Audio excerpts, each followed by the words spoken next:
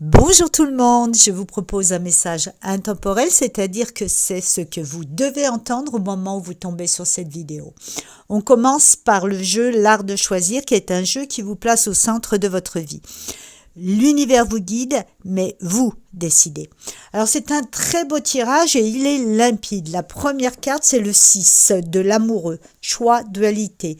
On le voit tout de suite, c'est deux voies, deux élans possibles et il y a une hésitation, une tension intérieure. Et la dualité ici, elle est très claire. Est-ce que je choisis la raison ou est-ce que je choisis le cœur? Parce que quand on choisit, on le sait, on ne peut pas tout garder. Choisir, c'est trancher. C'est laisser une option derrière soi. Et donc oui, il y a une forme de deuil, mais c'est aussi ça, grandir, prendre une direction. Et ensuite, la deuxième carte arrive comme une réponse. C'est le roi de cœur, équilibre émotionnel, tolérance. Et lui, il nous dit, si tu veux te sentir bien, si tu veux retrouver l'équilibre émotionnel, la sérénité, la maîtrise de ce que tu ressens, alors le choix qui t'est indiqué, c'est le choix du cœur. Mais attention, pas un choix anarchique, pas un cœur qui part dans tous les sens, pas un cœur purement émotionnel. Le roi de cœur, c'est un cœur posé, serein, raisonné, maîtrisé. C'est le cœur, mais en conscience. C'est justement l'équilibre parfait entre l'anima et l'animus, le féminin, l'émotionnel, l'intuitif et le masculin, le concret, le structuré. Il choisit le cœur, oui, mais il le choisit avec tenue, avec dignité, avec stabilité. Et là, on comprend quelque chose de très fort. Cette tolérance, cet amour des autres, cette capacité à aimer juste, elle vient d'abord de l'acceptation de soi. Se choisir soi-même, s'aimer soi-même. Parce que c'est ça que le roi de cœur maîtrise, l'alignement intérieur. Alors, la troisième carte tombe et c'est le 10 de denier. Réussite matérielle, ancrage. Et là, c'est presque magique. Ce qui semblait un dilemme au départ entre le matériel et le concret, la sécurité et le cœur, se solutionne de lui-même. Parce que tu es aligné avec toi-même, quand tu poses ton choix au bon endroit, quand tu choisis le cœur avec équilibre, alors le matériel suit. Et j'insiste sur un point, choisir le cœur ne veut pas dire fuir la réalité, ça veut dire je choisis ce qui est juste et ensuite je l'incarne dans le concret. L'ancrage arrive, la stabilité, l'abondance, le fait de s'en sentir à sa place au bon moment et d'avoir ce retour positif de l'univers. Et c'est justement avec ce 10 de denier, on comprend aussi que l'univers répond quand le choix devient un engagement réel, une action, une décision assumée, quelque chose que l'on pose clairement dans la matière. Donc, le message intemporel est puissant. D'abord le choix, ensuite l'alignement du cœur maîtrisé et enfin la réussite matérielle qui se met en place naturellement. On passe maintenant avec le jeu L'Art d'aimer. Donc on est dans le registre émotionnel, affectif. Et j'insiste tout de suite, ça ne parle pas forcément d'aimer quelqu'un. Tu peux être seul et ça peut commencer par t'aimer toi-même. La première carte te parle d'équilibre.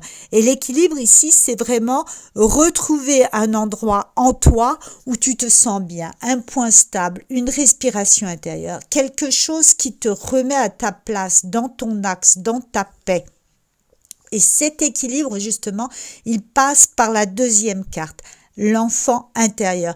C'est une carte magnifique parce qu'elle te pose une question très simple et très profonde. Qui es-tu vraiment sous les couches? Quelle promesse t'es-tu faite quand tu étais enfant? Qu'est-ce que tu rêvais d'être, de vivre, de devenir? Et là, j'ai envie de te dire comme ça, imagine que tu puisses te tenir aujourd'hui en face de l'enfant que tu as été. Qu'est-ce que tu lui dirais? Comment tu lui parlerais? Avec quelle douceur, avec quelle vérité? Et surtout, qu'est-ce que cet enfant te dirait lui? Est-ce qu'il te dirait, tu t'es éloigné de toi-même? Tu t'es adapté au monde au point de ne plus te reconnaître? Tu t'es oublié? Et la troisième carte arrive, c'est celle de la superficialité. Elle ne vient pas pour te juger, elle vient pour t'éclairer. Elle te dit, reviens à l'essentiel. Parce que la superficialité, c'est ce qui peut te faire courir après une image, après un rôle, après ce que les autres attendent et te fait perdre le contact avec ton vrai bonheur. Mais je nuance aussi, parfois ce qui ressemble à de la superficialité, c'est juste une carapace, une armure, un truc que tu mets pour ne pas être touché, pour ne pas être atteint. Et ça, c'est l'humain. Sauf que le message ici, c'est ne te perds pas là-dedans. Ne finis pas par devenir uniquement ce que tu montres. Ne deviens pas une version de toi qui plaît, mais qui ne te ressemble pas. Donc, l'équilibre à trouver, il est très fin.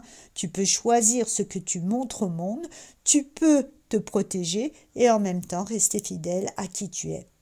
Tu peux remettre de la légèreté, du vrai, du simple, du vivant, sans te trahir. Il y a même un conseil très concret derrière tout ça. L'amour de toi passe parfois par une limite douce et ferme. Dire ça, je suis d'accord, ça, je ne suis pas d'accord. Parce que ton enfant intérieur, lui, il se sent en sécurité quand l'adulte en toi prend soin de lui et pose un cadre. Donc le message de ces cartes, il est puissant. Retrouve ton équilibre, retourne vers ton enfant intérieur, écoute-le et choisis de revenir au vrai, pas au parfait, pas à l'image, au vrai, à toi. Nous allons à présent compléter le message avec l'art de penser. Alors là, on commence avec le 9 d'épée et la citation d'Émile Cioran.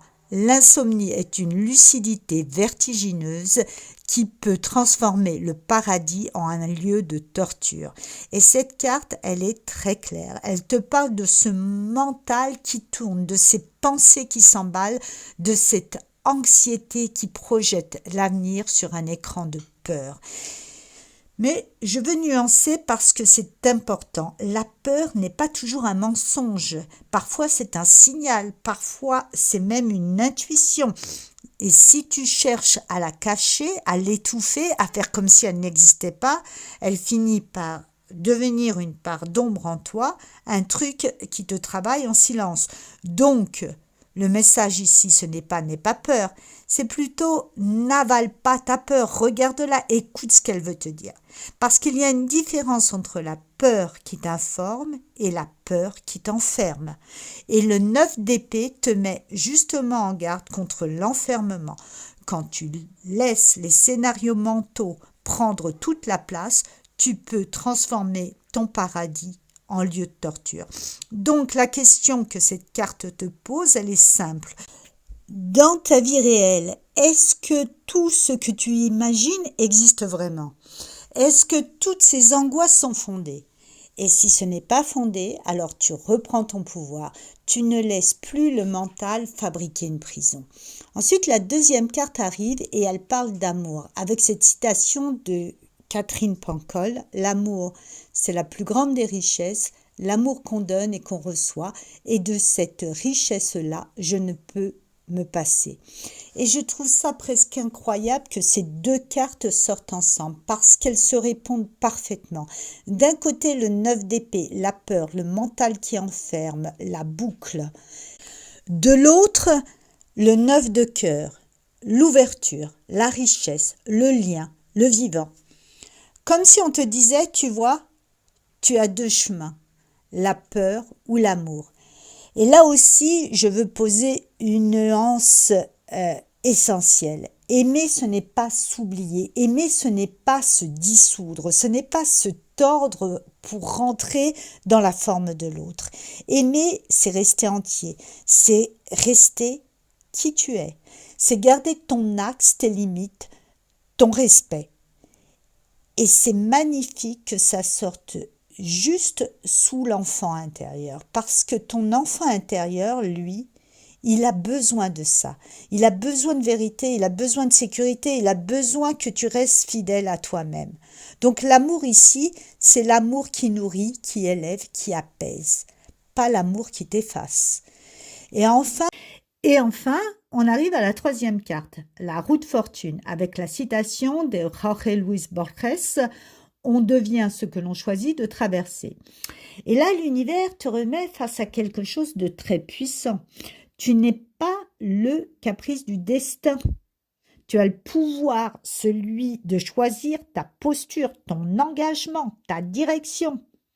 Mais choisir ce que tu traverses, ça veut aussi dire quelque chose. Ça implique d'accepter le mouvement. Tu ne peux pas figer la roue. Tu ne peux pas tout contrôler. Par contre, tu peux décider. Ok, je traverse, mais je traverse sans me perdre. Tu traverses avec conscience. Tu traverses en restant toi.